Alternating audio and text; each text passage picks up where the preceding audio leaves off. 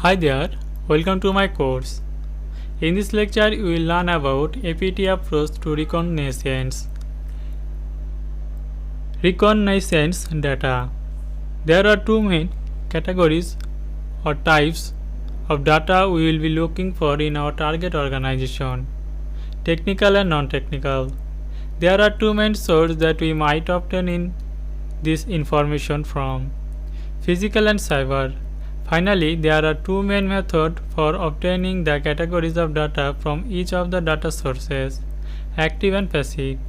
This is illustrated in this slide. Now, data categories. These categories represent the two major piles of data we will be looking for reading our target. These are not meant to be hard set rules, but instead are meant to give you a general understanding of the types of data you are looking for. In addition, some data might fit into both categories to verify degrees. Example of each type of data include: technical.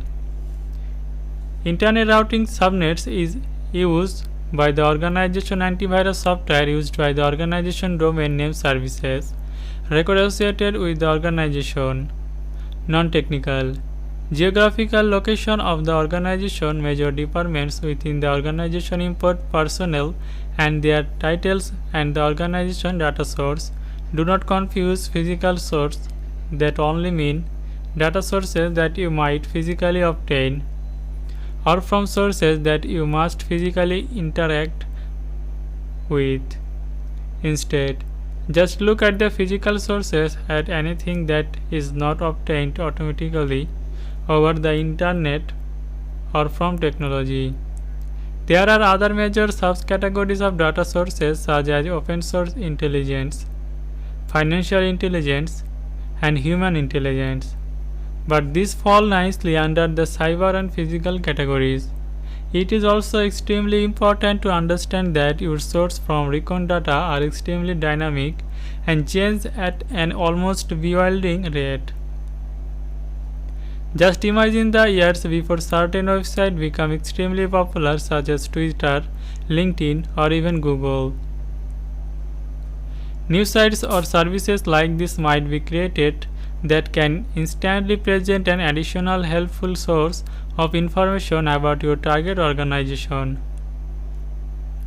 DNS cache spoofing. Another vulnerability that can be used to our advantage in DNS cache snooping. Cache snooping allows us to enumerate websites and systems that users or systems have requested at our target organization. If a DNS server does not have the answer to query from a client, it can be configured to respond.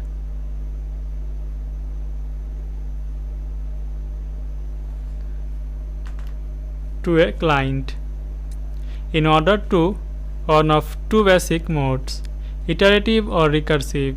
An iterative query is when the DNS server responds with a list of other DNS servers that the client can then query directly.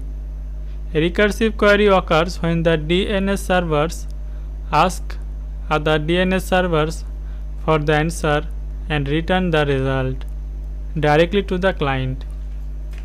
Both of these requests are shown in this figure. Border Gateway Protocol. An overview: the Border Gateway Protocol is the primary routing protocol of the Internet. It allows the decentralized and dynamic changes of routing information on the Internet. This is obviously a critical component for the Internet to work properly.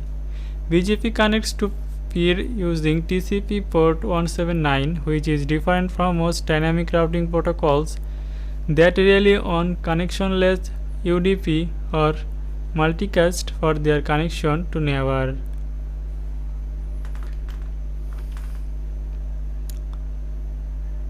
In this slide, our target organization has two internet connections to two different ISPs.